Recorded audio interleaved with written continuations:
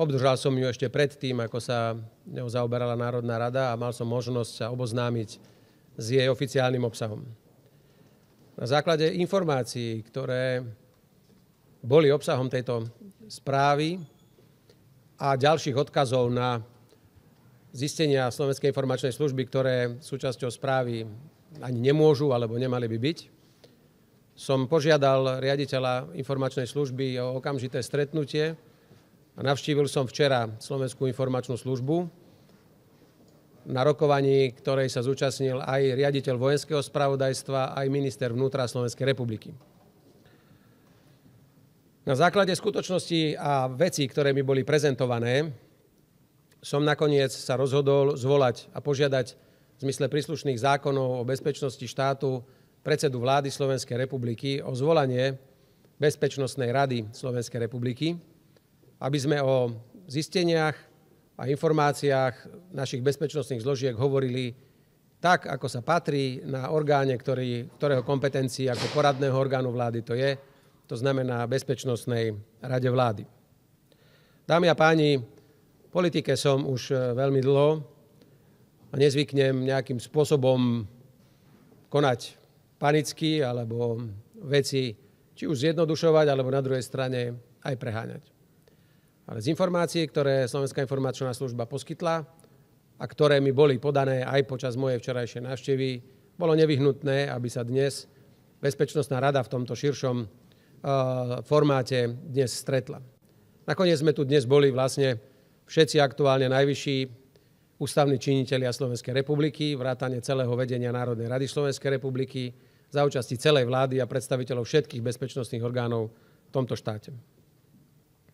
Dámy a páni, nikdy som nespochybňoval a nikdy ani nebudem spochybňovať právo ktoréhokoľvek občana Slovenskej republiky vyjadriť svoju nespokojnosť s konkrétnymi vecami, demonštráciou alebo právom pracujúcich na štrajk. Tak to patrí ku každej demokratickej spoločnosti a Slovensko je demokratickou krajinou, kde právo na protest je nedotknuteľné.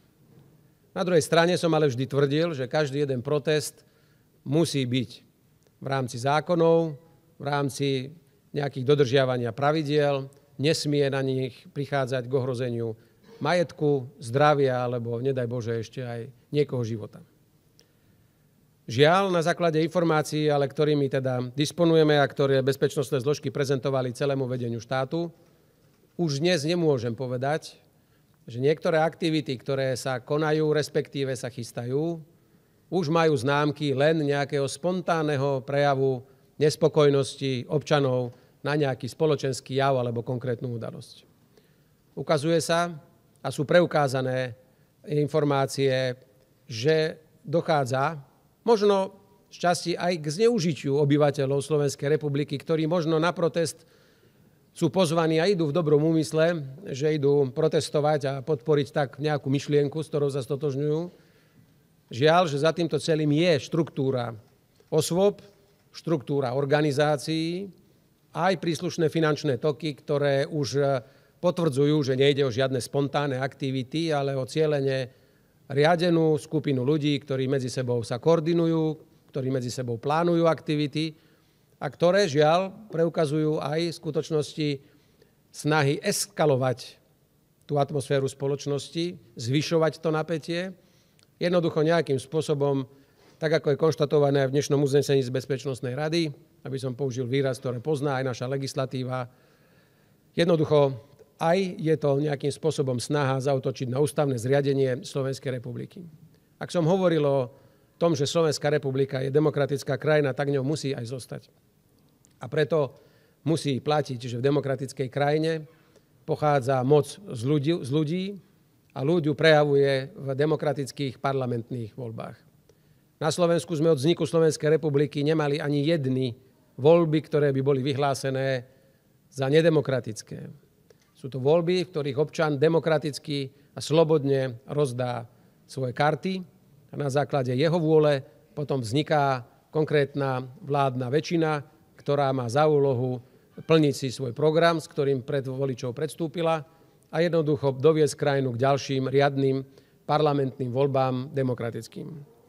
Žiadna krajina vrátane Slovenskej republiky nemôže, ak má zistenia, tolerovať, že sa niekto pokúša meniť mocenské pomery v krajine inak, ako je to demokratickými voľbami, či už riadnymi, alebo predčasnými.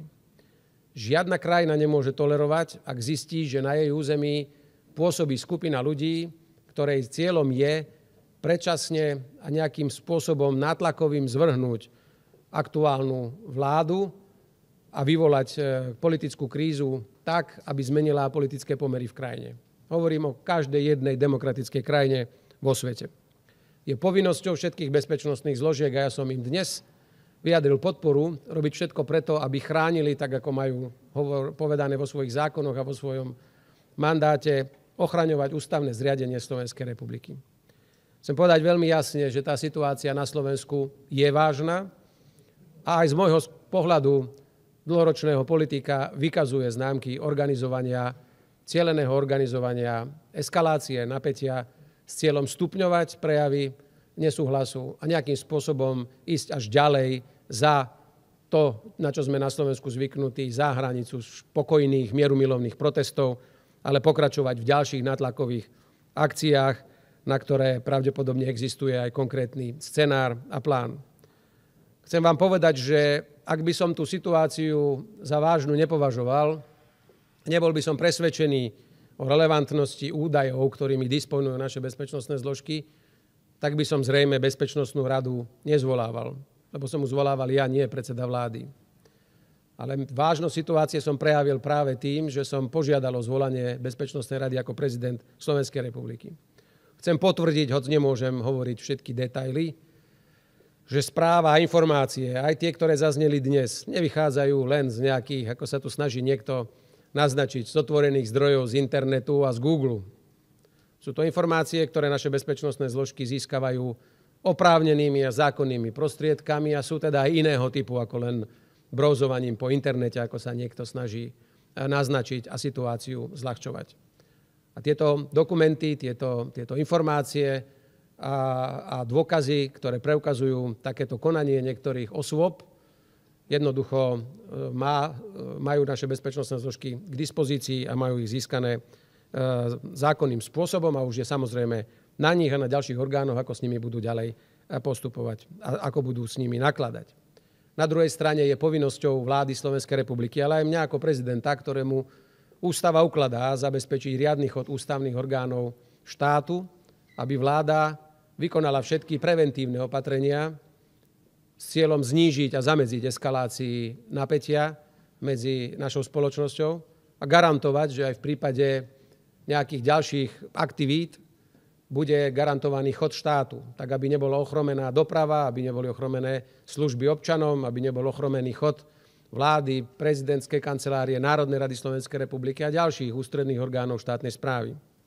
Chcem povedať, že plne platí a naďalej budem plne podporovať právo ľudí na pokojné demonštrovanie svojho nesúhlasu, tak ako som povedal v úvode.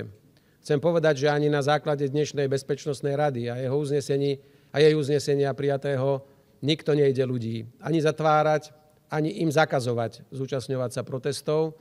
A preto prosím aj médiá, aj tých, ktoré protesty organizujú, aby nezačali od dnes vyvolávať nejakú vlnu ďalšieho odporu a eskalovať s tým, že niekto sa snaží ľuďom zatvárať ústa alebo im brániť vykonávať si svoje práva, ktoré im vyplývajú z ústavy a zo zákonov tejto krajiny. Vôbec nie. Ja len chcem požiadať každého jedného, ktorý akékoľvek protestné zhromaždenie organizuje, aby tak robil vždy so záujmom, aby bolo to pokojné zhromaždenie, aby nedošlo k porušovaniu zákonov, aby nedošlo k ohrozovaniu majetku a k ohrozovaniu zdravia a života ľudí. V takom prípade si môže na Slovensku demonštrovať a štrajkovať každý, kto chce a koľko chce. A tu vždy ako prezident sa týchto ľudí zastanem. Ale nemôžem ako prezident Slovenskej republiky ignorovať informácie, ktoré sa ku mne ako k prijímateľovi dostávajú z našich bezpečnostných zložiek, pretože tie potvrdzujú, že je záujem niekoho a určitej skupiny ľudí, ktorí sú prepojení, ešte raz opakujem, personálne, finančne, informačne, záujem tieto protesty zneužiť a a možno aj zneužiť dôveru občanov, ktorí na tie protesty prídu a jednoducho vyvolať na Slovensku väčšie napätie a pokúsiť sa zmeniť politické pomery inak ako v demokratických parlamentných voľbách a je mojou povinnosťou ako prezidenta na toto reagovať. Zároveň som veľmi rád a chcem uvítať, že Bezpečnostná rada, a teda všetci tí, ktorí sa na Bezpečnostnej rade aj za mojej účasti stretli, potvrdzujú našu zahranično-politickú orientáciu vychádzajúcu z členstva Európskej únie a NATO a že samozrejme potvrdzujú nevyhnutnosť aktívneho prístupu Slovenskej republiky k výzvám, ktorým tieto organizácie budú v najbližšej dobe čeliť, ale je tu jasne v uznesení, ktoré vám bude prezentovať predseda vlády ako predseda Bezpečnostnej rady, jasne ukotvené a potvrdené opäť zo všetkej najvyššej úrovne riadenia štátu, ktoré dnes bolo v tejto miestnosti, že nikto sa nemieni odkláňať, ani sa nebude odkláňať od základnej zahranično-politickej orientácie Slovenskej republiky, od EÚ a NATO.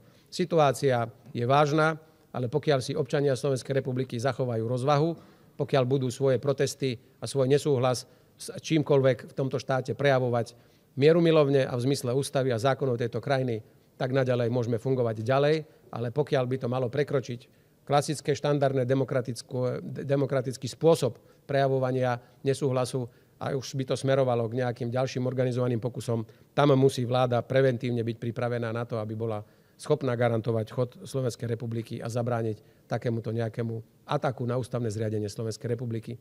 Toľko môj postoj k tejto veci. Ostatné je už v rukách vlády Slovenskej republiky a príslušných bezpečnostných zložiek, aby zabezpečili bezpečnosť samotných protestných zhromaždení, aby sme zabránili akémukoľvek pokusu vyprovokovať nejaký násilný čin, ktorý by potom naozaj mohol spôsobiť vlnu emócií a mohol by tú situáciu ešte zhoršiť. Povinnosťou bezpečnostných zložiek aj na základe dnešného rokovania je zabezpečiť bezpečnosť všetkých, ktorí sa zúčastňujú týchto protestov alebo verejných zhromaždení a zabrániť nejakému stretu dvoch táborov, ktoré navzájom nesúhlasia a ktoré by mohlo naozaj vyvolať možno aj nejaké vážnejšie veci ako len bežné pokrikovanie na proteste. Ďakujem veľmi pekne. Nemyslím, že sme až v takomto štádiu. Ja si myslím, že vďaka práci bezpečnostných zložiek štátu majú tie informácie a dokážeme na ne reagovať vopred. Nedostalo sa to až do štádia, kedy by tá situácia eskalovala do takého štádia, že by bolo potrebné vyhlasovať nejaký výnimočný stav. Tam si myslím, že dúfam, aj vzhľadom na tieto preventívne aktivity sa ani nedostaneme. Prosím. Pomaly, aby sme... Pán prezident, Linhart, televízia Teatry, boli teda prijaté nejaké opatrenia, alebo sa teda len konštatovala tá situácia? To je jedna otázka. A druhá otázka, za normálnych okolností súčasťou vedenia parlamentu je zástupca opozície na poste podpredsedu Národnej rady. Ten je teraz uvoľnený po odvolaní Michala Šimečku, takže nemal tu byť aj zástupca opozície z vášho pohľadu? Poviem to tak, že vláde bolo odporúčené Bezpečnostnou radou prijať sumár opatrení alebo na najbližšom rokovaní vlády predstaviť ďalší sumár opatrení k stabilizácii situácie na Slovensku aj po tej bezpečnostnej stránke. Takže to je neraz na ministrovi vnútra, šéfovi MBU a ďalších zložiek, aby prišli s nejakou potrebou analýzy bezpečnostnej situácie na Slovensku a či je treba ešte aj zákonne nejakým spôsobom na toto reagovať alebo inými rozhodnutiami vlády. Takže tu nehovorili sme dnes o konkrétnych opatreniach. Bezpečnostná rada je len poradným orgánom, ale vláda dostala úlohu od Bezpečnostnej rady, aby na nasledujúce rokovanie pripravila nejaký návrh ďalších opatrení, na ktorých musia teraz príslušní ministri pracovať. Ak sa pýtate na zástupcu opozície, boli pozvaní podpredsedovia Národnej rady. V prípade, že by Národná rada mala zavolaného podpredsedu Národnej rady, tak predpokladám, že by tu sedel. Stále tu hovoríme o informáciách, ktoré sú teda utajované. Napriek tomu šíri sa medzi ľuďmi pomerne veľký strach. Hovorí sa tu o nejakých vplyvových operáciách. Predsa len ste neapelovali na Slovenskú informačnú službu, aby sa časť aspoň správy, ktorá je možná otajniť, aby sa otajnila. Zároveň sa hovorí o tom, že sa už dlho monitoruje táto skupina. Prečo ešte stále tam nie sú nejaké procesy, čo sa týka iných bezpečnostných zložiek polície? A ak ešte môžem predsa tam dolepiť jednu otázku, ktorá sa týka aktuálnej politickej situácii. Strana Hlas, ktorá je vaša srdcová strana, by sa dalo povedať, má momentálne problémy, čo sa týka skupiny okolo poslanca Migala. Máte pocit, že idú v tej línii, ktorú ste vy presadzovali, pretože na to sa odvolávajú? Ak ste sa ma pýtali, čo všetko Slovenská informačná služba k dispozícii má, áno, môžem potvrdiť, že na Slovensku operujú ľudia, ktorí nie sú len pôvodom zo Slovenskej republiky, a pôsobia aj v iných krajinách, kde sa spolupodielali alebo spolupodielajú na podobnom organizovaní rôznych protestných aktivít. O tom je evidencia. Ja nemôžem všetko prezradiť, pretože práve, ako sa pýtate, v mnohých veciach prebiehajú ďalšie úkony a nie je možné vzhľadom na prebiehajúce úkony dopredu prezradiť informácie, aby sme tak zmarili potom možno ďalšie nejaké dohľadanie informácií. Tie informácie práve teraz došli do štádia, kedy informačná služba dokáže vykresliť štátnym predstaviteľom reálny obraz toho celého. Aby sme to videli aj plasticky, kto, kedy, s kým, kde, čo. Nejde o žiadne, a to chcem naozaj, teraz ja viem, že opozícia sa musí nejakým spôsobom brániť. Ja v tomto som čistý pragmatik a predstupujem pred vás ako prezident Slovenskej republiky, ktorý teraz nemá za úlohu sa prikladať na jednu alebo na druhú stranu. Nie je pravda, že Slovenská informačná služba teraz špehuje a nemá čo iné na robote. Sleduje len tie informácie a tie osoby, ktoré vykazujú podozrivé konanie, ktoré jednoducho ukazuje sa, že zapadá to ako k sebe ako jedna mozaika a je to úlohou informačnej služby a až teraz v tomto štádiu zozbierala také penzum informácií, ktoré dokazuje a vykresľuje celú túto situáciu, že to tak je. A jednoducho na pozadí budú prebiehať aj iné oficiálne aktivity našich bezpečnostných zložiek, ktoré budú možno smerovať niekde aj k trestnoprávnej rovine a budú samozrejme predmetom nejakého ďalšieho šetrenia a preverovania. Takže deje sa to na pozadí, ale v tomto prípade ešte raz, pokiaľ občania Slovenskej republiky sa nedajú zneužiť a pokiaľ budú na svojich verejných zhromaždeniach prejavovať svoj názor, tak ako to bolo vždy tomu doteraz, bezproblémovo, pokojne a slušne, tak ako sa patrí, tak sa nič nemusí na Slovensku stať. Môže sa ale stať, že do davu môže byť primiešaný provokatér, ktorý vyprovokuje nejakú nešťastnú udalosť a viete si predstaviť asi, aké dopady by to mohlo mať. Už len, keď by bolo v dave 15 000 ľudí niečo takéto tragické, že sa udeje, tak to je nebezpečné aj pre samotných aktérov, nehovoriac už o tom, akú vlnu to môže vyvolať neskôr. Čiastkové otajnenie je na informačnej službe, ktorú časť alebo ktoré informácie môžu alebo nemôžu byť zverejnené. Informačná služba dala prijímateľom predsedovi vlády aj predsedovi parlamentu a ministrovi vnútra povolenie ústne informovať o častiach tejto správy. Ja takéto povolenie nemám, preto tie informácie, ktoré zazneli aj dnes mimo tej správy, sú predmetom utajenia. Je to operácia, ktorá zase ten štát nemôže úplne odkryť všetky svoje aktivity. To by bolo veľmi zvláštne. Nerobia to tak ani iné štáty na západ od nás. Ak sa ma pýtate na situáciu v Hlase, keď by som si to tak teraz povedal, či ide alebo nejde o nejakú destabilizáciu aj z tohto pohľadu, chcem povedať veľmi jasne, a teraz budem hovoriť ako bývalý predseda strany Hlas, ktorý Hlas zakladal. A pôjdem veľmi otvorený a veľmi priamy a ľudský. Pretože ide o môj projekt, ktorý som za 3,5 roka vytvoril a doviedol úspešne do parlamentu. Z úvodu ich aktivít, pána Migala a spol, som mal pocit, že im ide naozaj o nejaké hodnotové diskusie, o hodnotové debaty, čo by mohlo byť mne a možno aj niektorým ľuďom sympatické, že chcú možno trochu hodnotovo viac koordinovať alebo korigovať nejaké rozhodnutia vlády a že im ide o podstatu veci. Častokrát som vnímal, že sa v tomto hodnotovom nejakom svojom súboji odvolávali na mňa, zakrývali sa mojím menom, hovorili o tom, že nesú môj odkaz. Lenže na základe posledných informácií, ktoré som dostal, títo ľudia chcú a svoju lojalitu vláde podmienujú ziskom vážnych mocenských pozícií. Požiadavky sú možno ešte, nie že možno, sú násobne ešte vyššie ako samotného pána Huliaka, čo musím z tohto miesta naozaj teraz ľudsky odmietnúť a požiadať ich, aby sa prestali zaštiťovať môjim menom. Pretože ja som Hlas zakladal s myšlienkou a s pointou, že je v prvom rade záujem Slovenskej republiky, druhý je záujem strany a až tretí sú osobné ambície človeka, ktorý v strane pôsobí. A preto páni okolo Migala jednoducho žiadajú silné mocenské postavenie, rezorty, pozície, moc a tým sa úplne odklonili od toho odkazu, ktorý som ja ako Peter Pellegrini sa snažil do Hlasu vštepiť, že na prvom mieste je človek a jeho lepší život na svete a preto ich aj z tohto miesta žiadam, aby sa vo svojich ďalších aktivitách nezakrývali mojim menom, pretože ja som Hlas nezakladal preto, aby sa nejakí 4 odídenci snažili zneužiť to, že dostali šancu odo mňa, dostali sa do parlamentu a teraz požadovali silné pozície a účasť na moci formou vysokých funkcií. To je niečo nepriateľné a od tohto momentu nech hovoria sami za seba, ale mňa už nech vo vzťahu k sebe nespomínajú. Sú súčasťou tej destabilizácie, alebo to naznačoval Andrej Danko včera, že by sa mali ešte nejaké čestné prehlásenia dávať vyslovene preto, aby sme zakázali vstup do politiky nejakým agentom zahraničných mocností? Tu už by som išiel do konšpirácií a to som slúbil, že ako prezident Slovenskej republiky konšpirovať nebudem. Vychádzal som dnes na základe informácií, ktoré som vám dal len z faktov, ktoré ja už po tých 25 rokoch alebo 4 v politike viem posúdiť, či sú alebo nie sú relevantné. Ja pevne verím, že vláda urobí všetko preto a že aj tieto aktivity nakoniec upozornia všetkých, ktorí by takéto provokačné aktivity chceli robiť, že ich robiť nebudú. A pevne verím, že sa podarí polícii zabezpečiť bezpečnosť všetkých účastníkov našich protestov a že aj samotní účastníci sa nedajú vtiahnuť do vecí, ktoré už presahujú rámec demokratického spôsobu vyjadrovania nesúhlasu.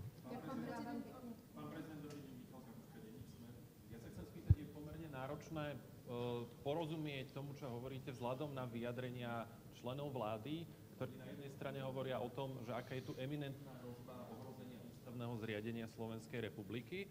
Na druhej strane vy hovoríte, že nevidíte žiadnu potrebu žiadať alebo vyhlasovať nejaký výnimočný stav alebo niečo, pričom snaha o destabilizáciu krajinu týmto spôsobom si neviem predstaviť niečo viac. Preto je ako keby veľmi ťažké dôverovať a veriť tým informáciám, keďže ste nepredložili žiadne podrobnosti a hovoríte z nejakého dôvodu o verejných zhromaždeniach, ktoré sa konajú na základe zhromažďovacieho práva a tie spomínate v súvislosti s niečím. Môžete byť prosím konkrétnejší, aby bolo zrejmé z toho, čo sa odohralo hore a čo sa bude diať? Ja som povedal, že situácia ešte nedospela do štádia, keď je potrebné vyhlásiť výnimočný stav. Viete, čo to je vyhlásenie výnimočného stavu? Tak prosím, zatiaľ predsa sú úlohy a bezpečnostné zložky a orgány majú svoje úlohy, majú svoje kapacity aj možnosti, ako reagovať na túto situáciu zatiaľ aj mimo výnimočného stavu. Výnimočný stav by bol vyhlásený, keby naozaj sa začal naplňať scenár, ktorý je niekde napísaný a ktoré sa určité kruhy chcú snažiť zrealizovať. Ak chcete, aby som bol ešte jasnejší, tak vám to poviem ešte raz.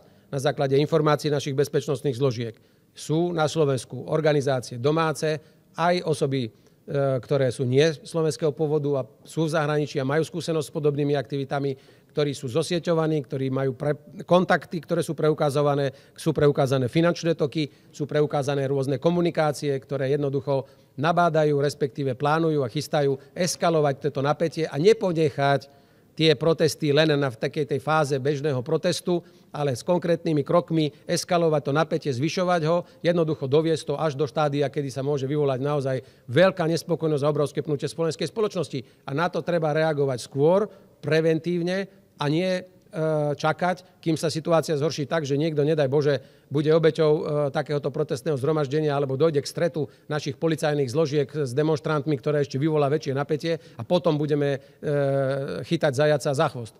Preto som rád a preto som aj ja rád, že som bol súčasťou toho, že som zvolal Bezpečnostnú radu, aby sme predišli takýmto scenárom, ktoré žiaľ niekto v pozadí chystal. Sú príslušní.